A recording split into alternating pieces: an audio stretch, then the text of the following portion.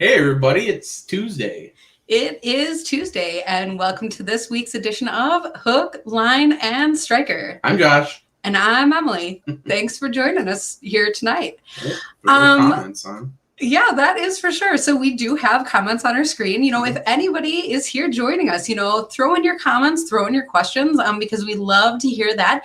And we are going to get to a great show, but not yet. So with that, how has fishing been around by us? Fishing has been stellar, honestly. We've been hitting a lot of big panfish, hitting big crappies, big bluegills, even a few big bass once in a while. So it's been really nice change of pace to finally have some patterned fish.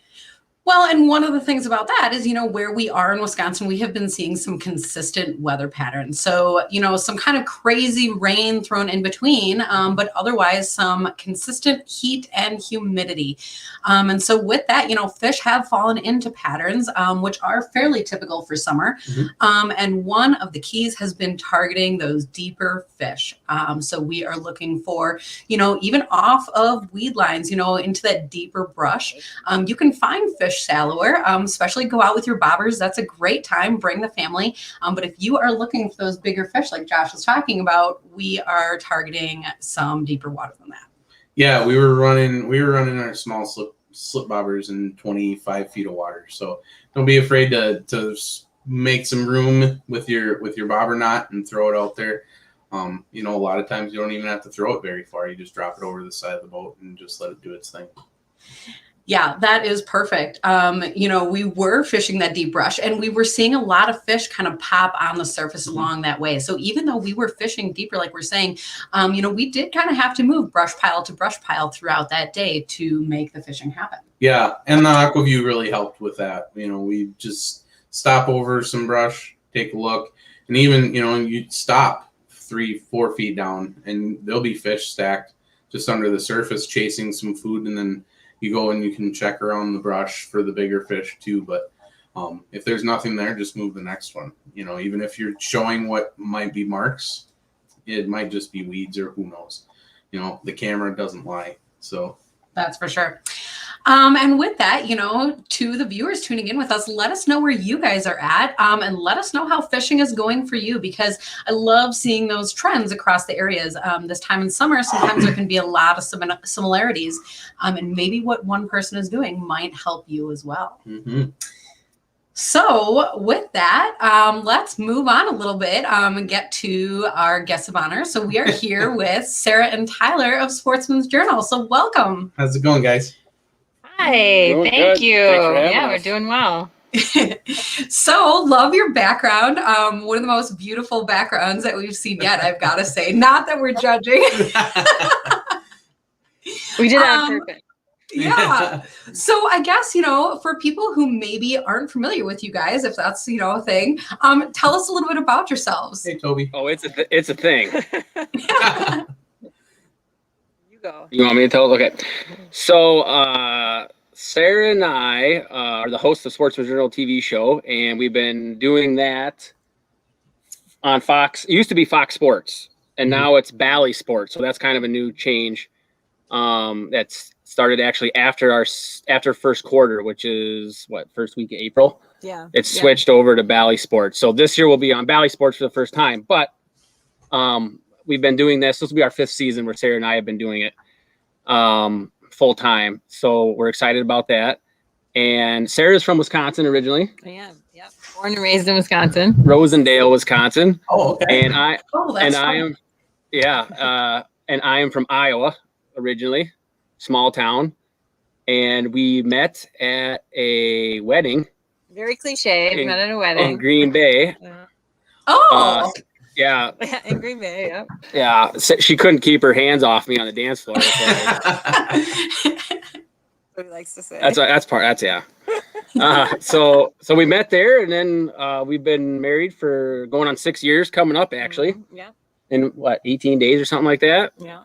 But we love the fish as our first love, and besides Reagan. Yeah. Our baby. Yeah. Our little girl. We have a 3-year-old. But fishing is our passion, and we go hunting, but a lot of outdoor stuff.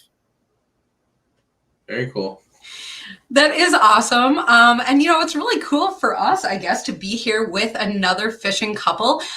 Because, for the longest time, that was something that you didn't see a lot of people do. But I guess with that being said, as an angler, you go out in the water and maybe you do see it. So, maybe bringing, some of these couples, to the forefront. This is something that families and people really can get to do together. Yeah, absolutely. We've been fishing pretty consistently on a pretty consistent basis, like 3-4 days a week since about 2010. And so we've been on the water a lot of different bodies of water and things like that. And I have definitely seen an uptick in women and couples, and even among friends of ours who so we have like friends that like to camp.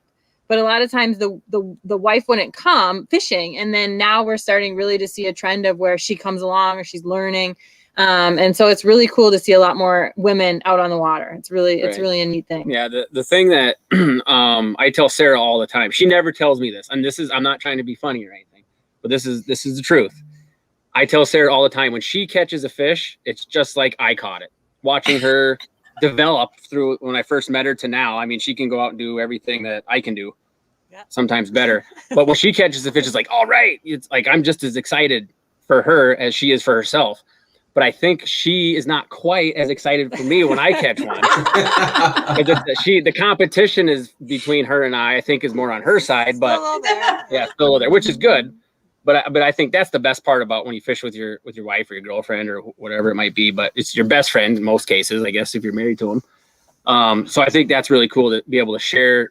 The most exciting thing we like to do is go fishing, and we get to do it together. So that's pretty sweet. Yeah. So I guess I'm going to share a story and then ask a question here, but that Josh and I can relate a lot to what you're saying. I love hearing this from you. But the funny thing is that leads us to each time we go out, we have like 2 daily unofficial awards. So one is the Big Fish Award. Does not matter what species. You could catch an 11-inch bluegill, but any day a pike will outwin that, so it's fun because then our second award is a multi-species award. So it is really kind of push us as anglers and kind of push us to tease each other. And that's funny. But that leads me to my question. Do you guys have like unofficial bets? Yeah, sides. Good question. So we used to do that a little bit more when we were more like fun fishing, and I was learning. So there was a lot of drive for me to learn the way to do things and to not, when there's not action going on and you're learning, you might not be as motivated to continue fishing all day. You might sit and play on your phone or something like that. So we used to have like competitions of person who catches the most fish has to cook dinner or doesn't have to cook dinner, or things like that. We used to, but we haven't done that. We haven't done it that too much recently. No. We did our I don't know if you remember, if anybody saw it, but our last 2 episodes last year were the man versus woman tournament, fishing tournament. So there's 2 full episodes. And that was probably, we haven't done anything like that in a long time where we actually had a competition. Yeah, it's been a long time. I think because a lot of times when we're out now, we're filming an episode, it's like, okay, how many fish do we need for the episode?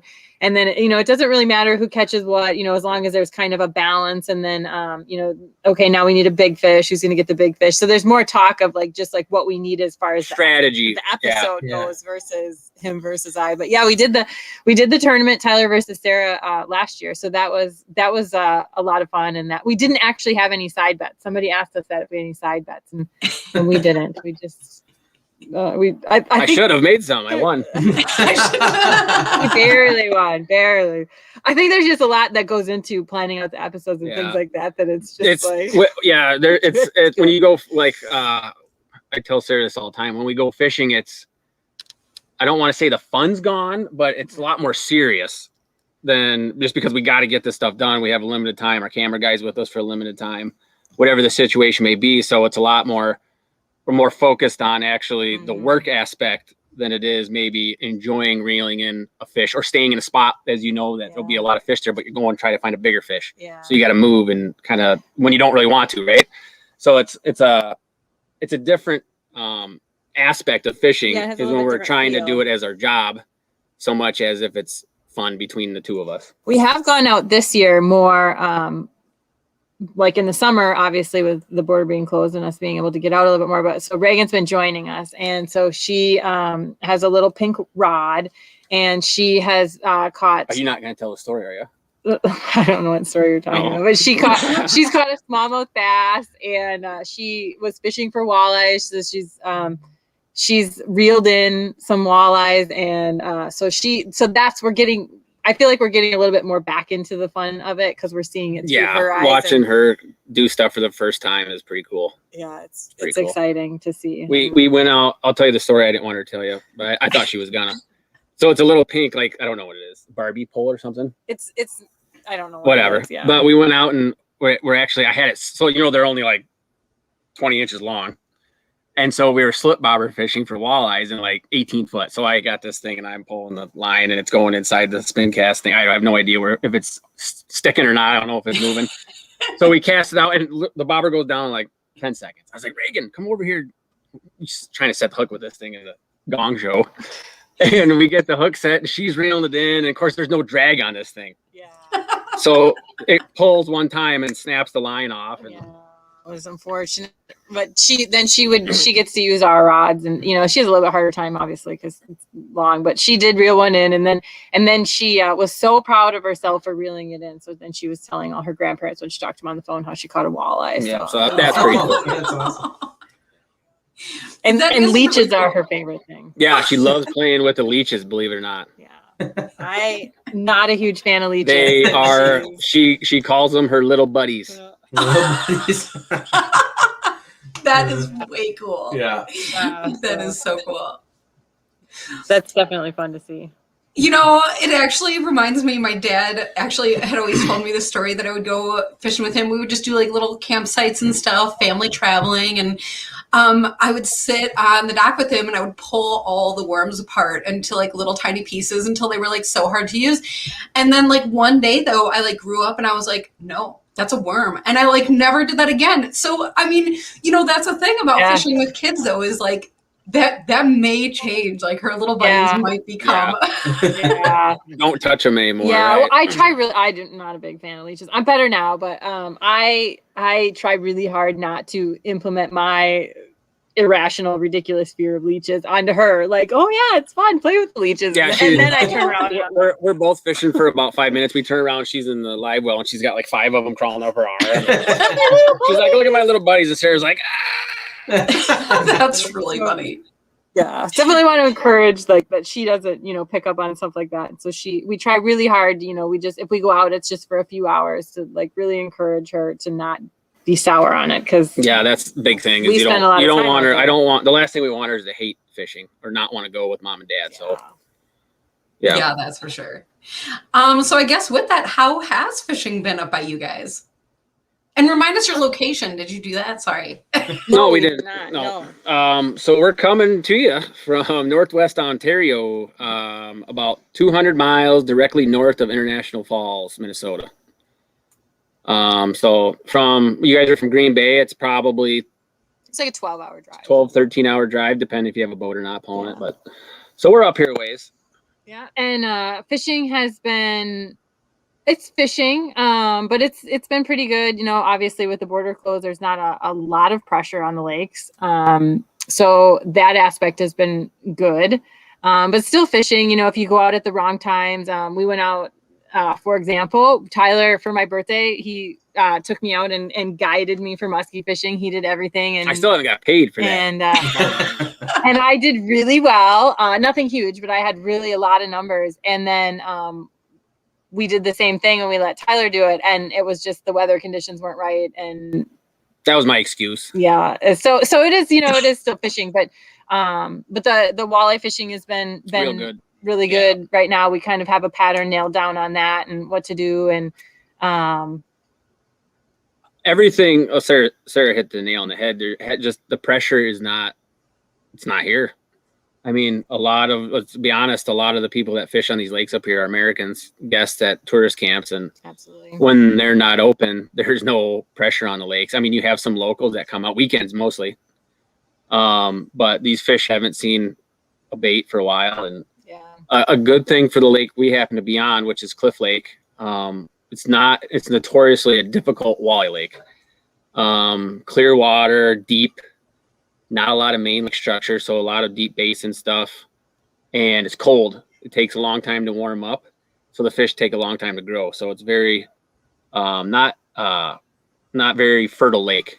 So there's not a lot of weed growth. But anyway, it's been I don't want to say a blessing, but silver lining is that these fish have had 2 years to spawn and lay more eggs, and the 12 inchers became 13 inchers, and then they became 14 inchers, and then the 16s became 18, so they can spawn now without being messed with. So it's kind of a silver lining that for our lake, especially because it's not, like I said, it's mostly spring fed, so there's not a lot of river systems, not really good spawning habitat. So to have no pressure, no walleyes getting taken out is kind of a silver lining for Cliff Lake to kind of rebound and kind of replenish that walleye population. So it's been good for walleyes. We've been seeing a lot of nice fish, lots of fish too, which is really nice to see. And muskies they're pretty dumb. They haven't seen much. They're gonna be easy pickings, I think. Hungry, yeah. We went out for lake trout, and we had really action oriented lake trout, but not the big ones. The big ones aren't schooled up yet. They'll start schooling up here in about a month or so. So kind of spread out. We talked a little bit before about the crappies, and so kind of the same thing with the lake trout. They're kind of still spread out, and so but it's fishing in Canada. We're very fortered that we get to be able to do that, and so it's been good. Yeah. But I'll add one more thing to that. There's a lot of, it's been tough on lodge owners. It's almost unfathomable that this could happen. So if anybody's watching that goes to Canada or is thinking about it, look into it. Try to support whatever camp you used to go to, or if you're looking to do it for the first time. And I'm not trying to plug Cliff Lake or anything. There's tons of camps up here, and a lot of them have amazing fishing. So if you're thinking about it, you should do it because the people up here really need the business. Yeah. Well, and by all means, plug Cliff Lake, plug, that is the thing about it, is that, get that information out there. I think that there's a lot of people that once they are able to, travel a little bit more, that they are dying to, support all of these different little locations and find out where these gems are. Because I'll tell you what, you're talking, you don't have fishing pressure. I'll tell you what I do have down here. Well, and to follow her up with is over the past year and a half, there's a whole bunch more anglers that have never even thought about fishing, let alone fishing in Canada. So one trend we've been seeing is just a lot of questions about, oh, now I know how to fish. Now I want to go travel and fish. And so, by all means, give as much information as you're willing to, because I think there's a lot of hungry people out there. Right. Yeah. The pressure. So last year, before the border opened back up even to us with work permits, we went to Fox Lake, which is fairly close to our home, and I think it was over Memorial Day. It was the opener. But so the boat launch was packed. People parked miles down the road, and I could hear the people at the launch that lived right there. And obviously we were under, kind of our stay-at-home order at that point. You had to stay in the county, if you guys remember that. Stay close was, Yeah, it's a Dodge County. And she was like, people aren't staying home. This is, I've never seen it like this. And I thought, well, that's because nobody's traveling. Like, we wouldn't be here normally. We would be elsewhere. Northern Wisconsin for the opener. Yeah, right? But we have to stay close. So we are. So it was, the pressure definitely, and morphed into something else for those lakes down there. We have had a lot of guests that come here to Cliff Lake, and they ask us where we are not going to be able to make it. Obviously the border's closed. So, recommendations, and we're lucky enough. We get to go to a lot of cool places in Minnesota and Wisconsin and South Dakota and all the places. And we tell them, and they go, and we hear back, oh, the fishing doesn't compare to what Cliff Lake is or what Canada is for us. And you almost feel guilty that I almost feel like I kind of ruined their vacation a little bit, but what do you, when they say, oh, the fishing wasn't that great, I was like, sorry about that. But they got all these people that, you take, how many people come to Canada? A lot, especially from Illinois, Michigan, Wisconsin, Iowa, Dakotas, Minnesota, if I said it or whatever. Midwest, a lot, right? There's a ton. That's like 90% of our business is Midwest people. So all those people want to go fishing, right? Most of those guys are hardcore fishermen. They want to go fishing somewhere. They want to have their week vacation with their buddy, family. Yeah. So they go somewhere and they can't go across the border. But they want to go north. So they're going to Minnesota, they're going to Wisconsin. And God bless them. Those camps and resorts are doing awesome right now. And that's great. But there's this pressure, and those lakes are going to have a lot more people. They're going to see more people. But once the border opens, it's going to level off, and the northern Wisconsin, the northern Minnesota fishing is going to get good again, and up here is going to be good again, and it's just going to be we're looking for normalcy. You know what I'm saying? That's what I'm trying to say. The other thing that blows my mind is you were mentioning that, like, if the borders were open, that you'd be fishing in, like, you threw out northern Wisconsin. I'm just going to say I'm shocked that somebody that has access to Canada and great fishing, like, wants to be down here, because let's switch places. So we do when in a normal year, especially with the filming our episodes, we really try to balance it out and not stick with one thing, not stick with one lake. We want to we want to talk to people about different techniques and different bodies of water and where we are. So we do go back and forth. And so this is kind of they just lifted the quarantine rule last month, I believe, or earlier this month. Yeah. So at that point, so last year and this year we were, once we crossed, we were here in Canada until we went home for the season. And so that's, that's kind of why he says that, like where we would be at different places. And that's why, different obligations to different sponsors and things like that. Like 2 years ago, we were home for a Crestliner shoot in the middle of June, so different things like that just kind of take us all over. And so it is definitely slowed down our pace a little bit, which is. But northern Wisconsin is, in my opinion, totally different. I'm not just talking about the fishing. I'm talking about the atmosphere and the way it feels. Yeah. And it's totally different in an awesome way, because you get to go to a little bar, tavern, restaurant around like every corner. That's awesome. That's fun to do. And the trees are different because they're down there's a lot of white pines. Up here by us, it's a lot of spruce and cedars and stuff like that. So it's different looking. And you got little lakes all over the place that you can hole hop and fish different lakes all the time. Up here, they're big. You got big lakes. Yeah. And we don't have, like we mentioned, we don't have the crappies, the bluegills. We don't have the largemouth bass up here. Bluegills up here. No. So we kind of miss that, if you like. We consider ourselves multi-species fishermen. So yeah, it's pros and cons to it. Pros and cons of all of it. My first year in Canada was 2009. Not working, just on vacation. I came up with Tyler, and I was actually incredibly shocked that it was not like northern Wisconsin. It does not have little shops at the in the town at the north side of the lake. There are not little shops and little restaurants and all that touristy stuff. It's not set up that way. So when we do get to go home to northern Wisconsin, we're like, we can eat out every night. Let's do it. Wait, oh my! You have the internet right here. No kidding. Yeah.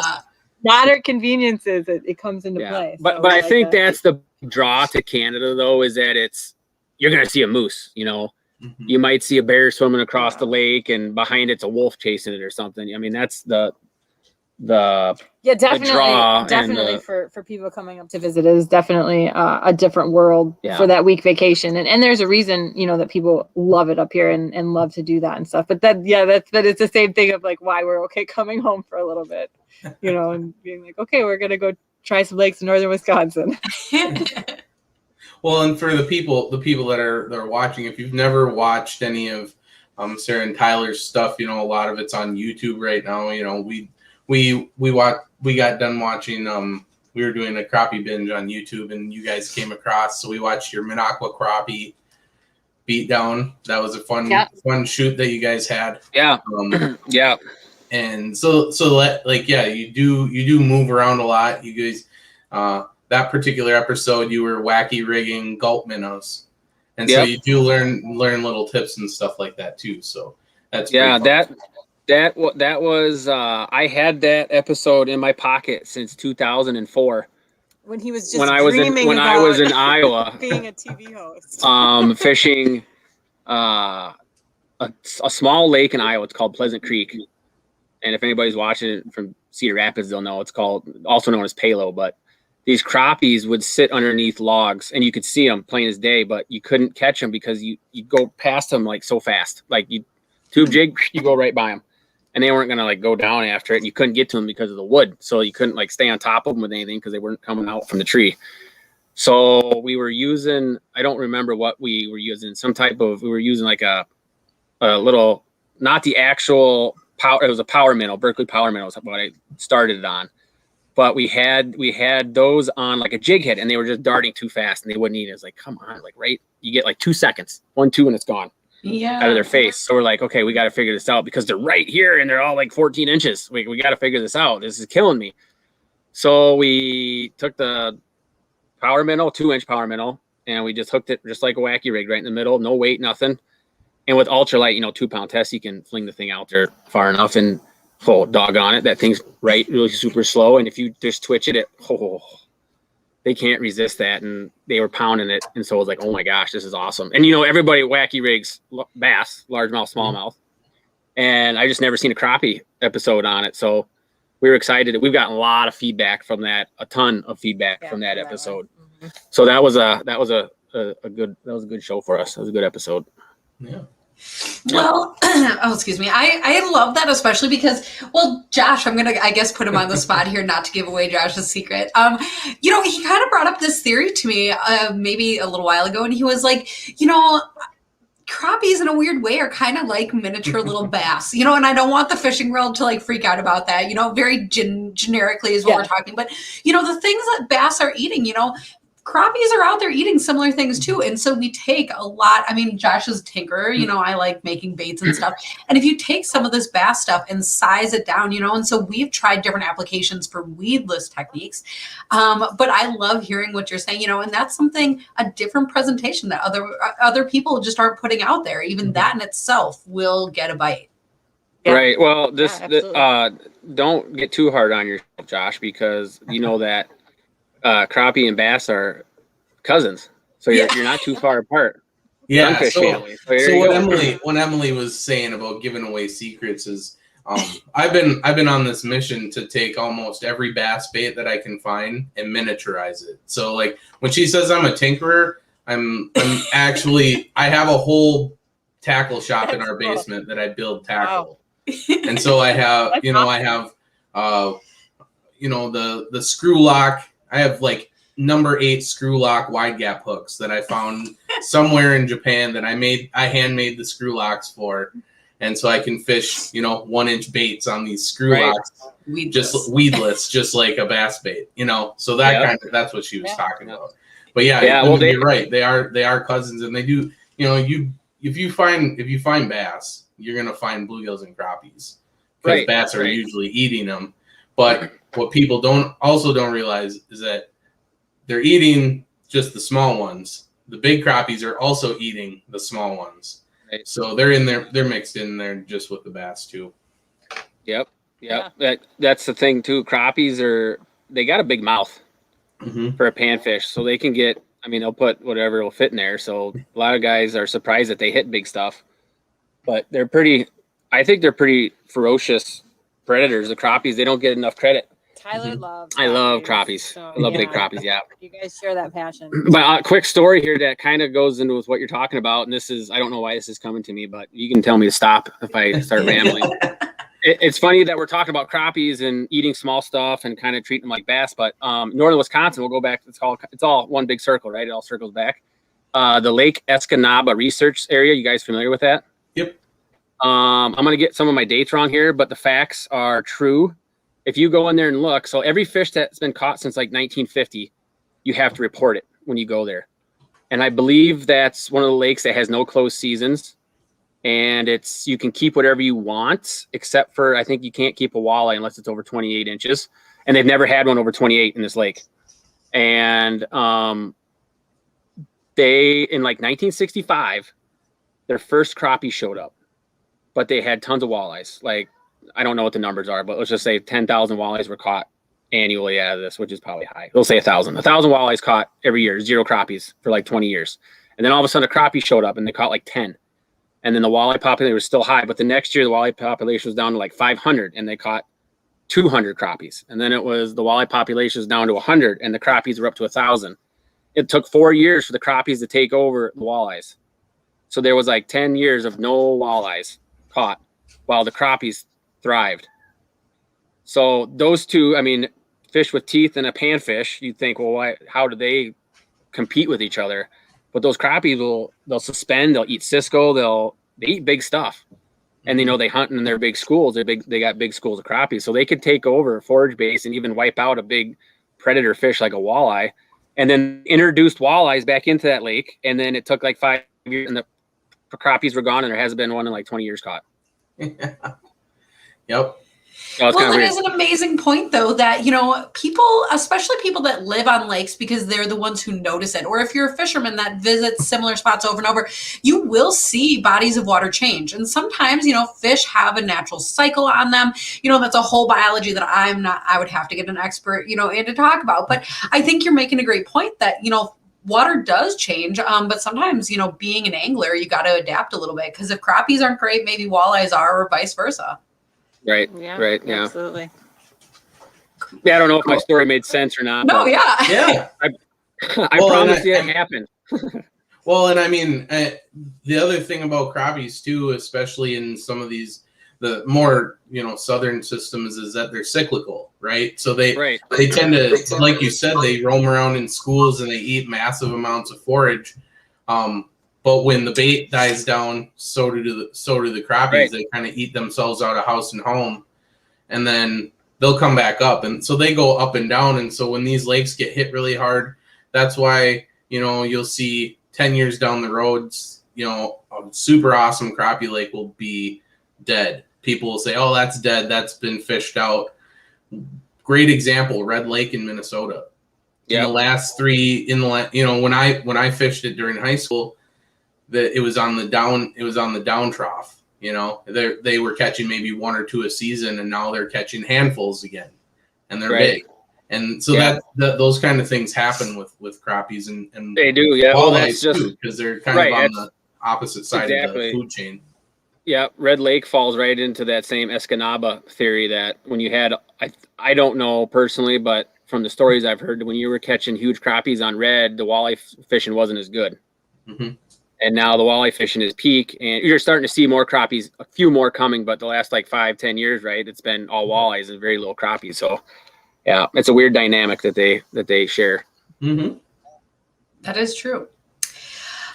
So not to switch topics entirely, but I got to ask a little bit about ice fishing. So, we're kind of in the peak of summer and it is super hot. So tell us a little bit about ice fishing up there. Ice fishing in Canada? Good question. We actually have never ice fished Cliff Lake, so we didn't know for the season. And we shut up camp about mid-October. We have a moose hunter that comes, so he's the last guy. And then because of where we're located, so we're basically on one big rock, so our water pipes aren't buried and things like that. So they freeze. We actually head back to Wisconsin in October, and then we're in the States from October to about end of April. Right. But we have fished in Canada before, and we fished on Lake of the Woods. And we did an episode there we filmed it in 2020 actually, right before the border closed in March with the whole disaster of COVID. Yeah.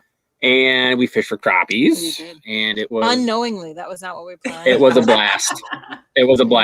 And it was pretty cool. It was nobody, and the border was open, and it was just nobody around. Yeah. So I think that if people are planning on a trip, once that border opens and we start learning what we need to know, vaccinated, fully vaccinated, test, whatever, I think ice fishing trips are going to be a new thing, and it's going to happen in Canada. Mm-hmm. I think it's going to be a real big thing. Yeah. But we spend most of our ice fishing time traveling. Yeah, lower 48 most of the time. The state. So last year we did South Dakota, we did Minnesota several times. We did the UP and then Wisconsin. Yep. I think that was. We tried Iowa. Remember? We did. We ice fished in Iowa. So we hit up some states last year ice fishing. We did around. Yeah. And we were actually fortunate enough to get to try out some of the new striker suits that are coming out. So that was really fun. That was really awesome. It was. They're going to be it's tough to describe. The women's stuff is really good looking. I think so. It's very nice. Yeah, they're very nice, fashionable. The men's stuff. So I gotta say though, this is like the first sneak peek that people are hearing about this. So I mean, what can you tell us about it? You're saying it's cool. I mean, how much can we hear? So the Stella suit is. Well, that's the name of it. You gotta tell them what it yeah, is. it's the Stella Ice Suit. We've been dabbling with stuff with it for a while, so it's kind of we talk about it all the time. So we're sorry that we went over the name. It's Stella is the women's suit, and they have 3 colors for their coats. And they're awesome colors. I want all 3 coats. So one is the camo pattern, and the veil strike is what they call it. Yep. And then one is like a red wine kind of with pale pink accents. I love it. Yeah, that looks really nice. One is black with like aqua teal accents, and it's very nice. And it's made with the Prima Loft material, so super warm. I'm big into layers. I layer up, and when I first put it on, I had my layers on that I had used the week before, and I had to de-layer. I was warm. I was taking stuff off, and I just needed the bibs and the coat. Well, I mean, it was really nice to fish out of. I don't know a lot about the women's aspect of it, but as a guy looking at the women wearing it, they all 3 coats go good with the bibs. So that's like a nice thing. Like if you go out and buy, you don't have to buy a whole new set of stuff. Like you can buy one jacket, say, I want the other jacket just for a different color, and it goes perfectly with the bib. So I think that was a big first thing I noticed. Like you just interchange those things. That's awesome. Yeah, I like it. That's the way they designed it. I know that. So you don't have to go out and buy a whole new set of bibs and coat. Yeah. No, I was big fan of all the colors as far as like fashion. I like to look nice. I like to color coordinate. And so my nails color coordinated my shirt right now. So I am a big fan, and they I believe they're coming out with like hats that match the accent colors, and so super sharp and functional, very functional. So that's a big thing. The Stella has the side panels and like the Predator bibs, and it comes up high. And then, like I said, I was warm with just a pair of base layer on, and I was good to go. Yeah, they're very slim fitting too, which is really nice. Looks real good. I think she looks good on. I like it. And then the men are coming out with a new suit. Well, wait, I have a question. Okay, wait, one more Yeah. question. Okay, so for the women's, in the Prism style, what everyone kind of knows and loves in women's gear, it does have that system in the back. They call it the drop seat. So in case you need to like use the restroom or whatever. Is that something that carries over into this new suit, or is that a different design? It does not. It's a different design. Yeah. So the Stella, so the Prism would have the drop seat, and the Stella has more the side panels. It comes up a little bit higher, a little bit snugger fit. I felt like I was wearing a hug. That's what I told them. I said I feel like I'm just walking around with a big hug. And but yeah, so the drop seat would be in the like the a Prism hug, like set. from me, like a hug from a person. Yeah, I don't know. I don't know. If Striker's listening, is that good feedback? I don't know. I didn't hear that before. Walking around like a big hug. You feel nice and snugly warm. Yeah. It's all So Jeannie Hall is here. She did say first Striker Ice orders have already shipped to some Canadian dealers. So I guess I'm going to go to Canada when the border opens to get gear quick, because that's awesome.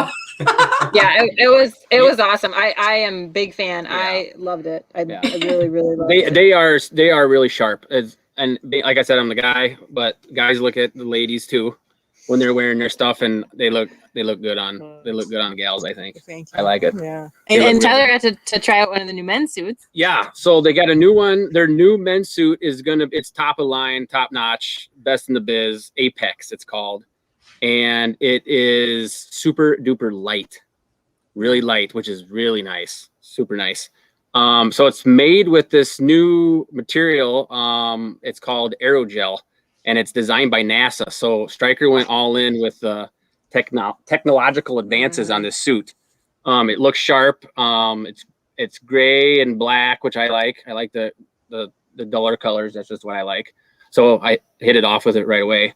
But it's super warm, so that's the insulation is super light, but it catches a lot of air and holds a lot of air, so that's what makes it light. There's not a lot of fabric in there, so it's kind of a neat thing. It's above my pay grade to explain everything about the aerogel, but it's pretty cool stuff. And the design looks really good. They got one of the cool features is on that. There's a small little tiny thing, but Striker always comes up with the good stuff. Mm-hmm. The pockets on the cargo pockets on the coat and bibs are all magnetic, but there's a little tiny flap that's like a rubber type, just the corner of it. It's for And hemostat too. you can like put your hemostat on it, clip it onto. But if you're out fishing, how many times, especially ice fishing, and this is what I told Barry when he was showing us. He's the designer at Striker, and I go, that is awesome because I can feel with my hand when I take my glove off, trying to find my pocket. If I'm like holding a fish or filming something or doing something, I feel that part, and it tells me, hey, that's my pocket. I know that it might sound weird, but you guys ever do that when you're like sitting on top of you got holding the fish or getting a transducer out and you're going to your pocket and you're struggling to find it. You feel that little piece of rubber and you're like, okay, that's my pocket. You just lift up on it and get whatever you need out of there. That's the first thing I actually noticed about the suit. I thought that was really cool. I'm getting excited about a pocket. That's right. But it is the details that makes a suit so great, because Striker, we all come to know, go early, go late, go prepared. The safety is in the suit. So, we could be sitting here this whole time talking about the safety aspects, talking about the warmth aspects, but that's almost the funny thing about this is we almost skate over that too fast because that's kind of an assumed thing with the Striker product. So we're talking about the new, but even some of the old products, some of the great stuff that we know and love, that is what you get for that awesome package. So when it comes down to the details, that is something that really sets it apart. And something else that I love, you're talking about the magnet pockets. Josh and I love that little magnet on the front of the bibs here because when you're retying your jig, you can stick your jig right to that magnet and then cut it or, switch to your new one. You're never dropping anything on the ice, having to pick things up, So you're right. It's funny to get excited about a magnet, get excited about a pocket, but that is what it is when you're an angler out there. Right. Yeah. It is. And it makes all the difference when you're struggling to do whatever you're trying to do with two hands and not drop stuff in the ice or the snow or back down the hole. And so that all makes a huge difference. So we were. Yeah. And the other big thing was when you put on a pair of bibs, traditionally a guy puts on a pair of bibs, it looks like you're going to the moon. When you put on this suit, you got these big, your legs look like they got 3 times bigger. You're walking around and it's just mobility wise, it's not as good until you try on the Apex. You're like, holy crap, this is going to keep me just as warm, if not warmer. And I can move around like I'm wearing a pair of sweatpants. That's a huge, huge deal, especially for guys that want to be moving, running all the time, drilling holes. So that's a really nice aspect of the new men's suit is that it's light and it's not as bulky and you're just going to be just as warm. So it's all premium quality components that they use on it. And I think it's going to be a pretty big deal. Plus, they're going to keep their Predator line, the climate suit, which is phenomenal. I mean, it's tough to beat that suit, but the nice thing about the climate suit is that's the you can take the insulation out of the bibs. As you guys know, you can take it out of the coat. It's kind of a 3-in-1 deal there. So a lot of cool stuff from Striker this ice season. And you know what? There's a lot of people. We talked about earlier about all these people freshwater fishing. And Sarah and I have talked about this before that I think there's more people that ice fish annually than they do open water. There's just more access. I think it's more access. If you don't have a boat, you know what? You can get to that spot in the middle of Mille Lacs in your Civic. You can drive out there and you can fish the humps in the winter and catch walleyes without spending $30,000 on a boat. You just take your little car out there. So I think ice fishing, I think that's what Striker does a really good job is they're always coming out with new stuff in order to stay on top. And that's what you have to do. You can't get stale. You can't get stagnant. And Striker doesn't do that. So and I like it too because we're on the water basically year round, and so 3 different seasons I'm gonna be wearing that stuff. Right, and that's a huge point that I totally forgot about. But I've worn the Apex already fishing in the boat. Yeah, we wore it for the spring walleye. So you wear. I pretty much. I mean, if it gets cold enough up here in September, you're wearing your bibs. Yeah. And in May, right after ice out, I mean, when it's back home in the States, it's 70, 80 degrees. Up here, it's 40. So, I mean, having good warm clothes and waterproof stuff is a huge deal for us. Mm-hmm. Yeah, absolutely. Yeah. So we're excited about it for next year as well, for a whole season with it. It'll be awesome. Well, and I love hearing what you're saying about, Striker kind of stays at the top of what's going on out there because, if we think of the end of last ice season, some of the things that we're getting to be, big deals or new trends where let's talk about like the hot tenting? Is that what people, camping out on the ice? Not everybody has that hard house. I mean, there are really people that are like setting up cots in their pop-up shacks. It's a really great time. They have a heater, but if you have a suit like this Apex suit, something light, something mobile, but something super warm, that's really great for doing all of those other activities, hopping on and off your snowmobile and then stay in your tent all night. That's a really cool option that's going to be coming up for this year then. Mm-hmm. Yeah. It should be an awesome ice season. Mm-hmm. It's gonna be nice. I'm actually I'm just gonna be honest. I'm jealous that the women have 3 different colors of outfits to pick out. How long has it been that we've had no options? Okay. Yeah. Tyler's a little bit of a fashionista, a little bit. He doesn't like that to be well known, I guess. I tell Sarah, in order to fish good, you gotta look good. You know what I mean?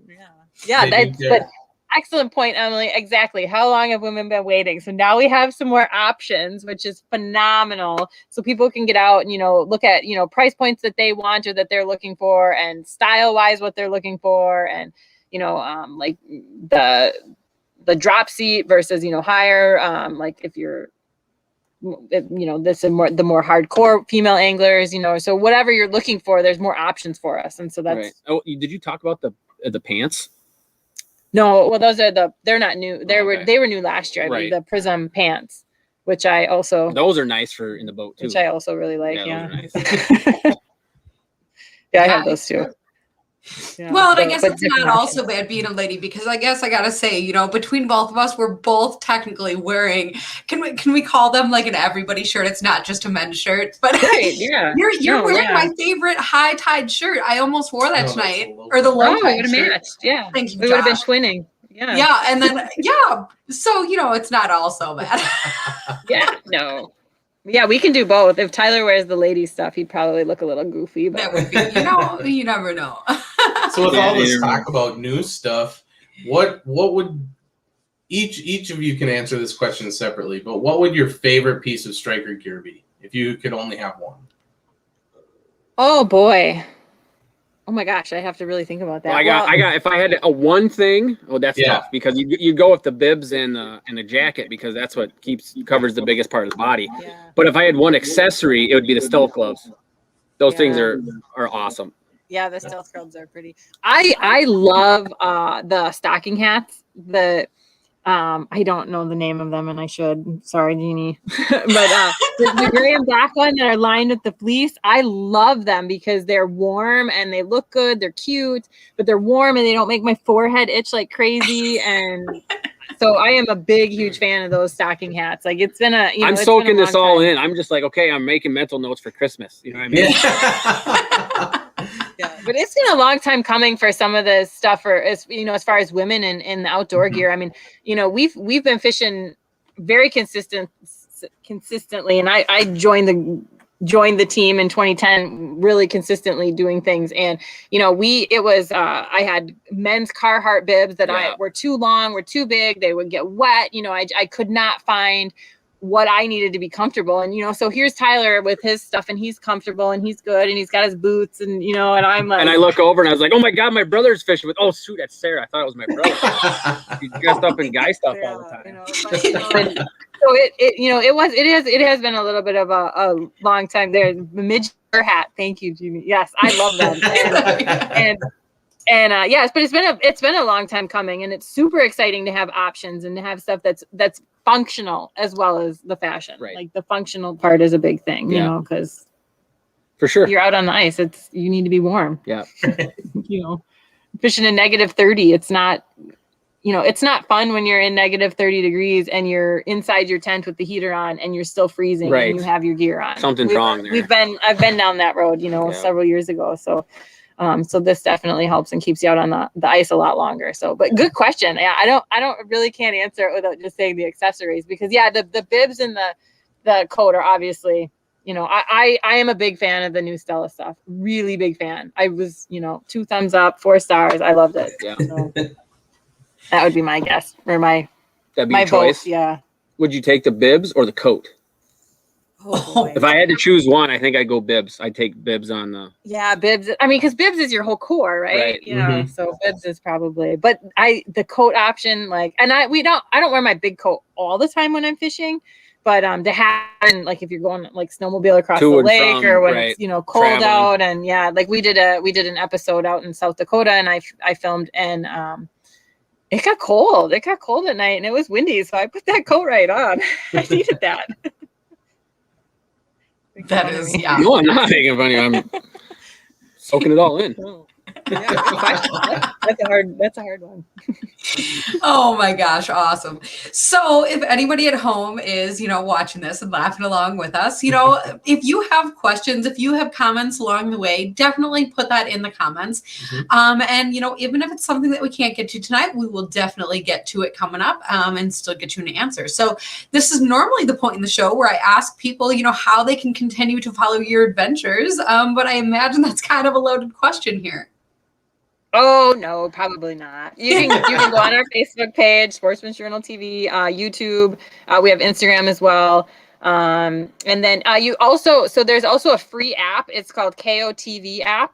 If you have a Roku, you can download the KOTV app, and then you can watch Sportsman's Journal. You can watch the past 2 seasons. I believe we uploaded. Yeah, 2020 and 2021. Yeah, so you can watch them anytime you want, and then they also have different outdoor shows. Kind of the Saturday morning lineup from Fox or now Bally's. So he has quite a few of those people on there. But yeah, so really cool app. It's free, and you can watch all the shows and episodes and things like that. So I think those are probably cover the bases of Sportsman's Journal.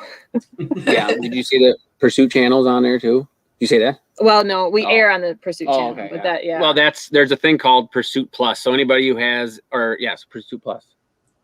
No, I'm wrong. It's called Pursuit Up. Sorry. Yes, it's on TV Plus. So anybody that buys a Samsung TV, it has this channel built into it. You get it. It's called TV Plus, and that's actually airing on there. That's kind of a cool thing Pursuit Channel does. They're on a lot of streaming devices. So if you turn on a Samsung TV right now, you can find us. I guess we could break the news now too. We were. So we're talking about ice fishing. Yeah, we're talking about ice fishing. So we are actually adding 4 episodes to our season. So we're actually going to be having 17 episodes a season now. So starting in December, we will have 4.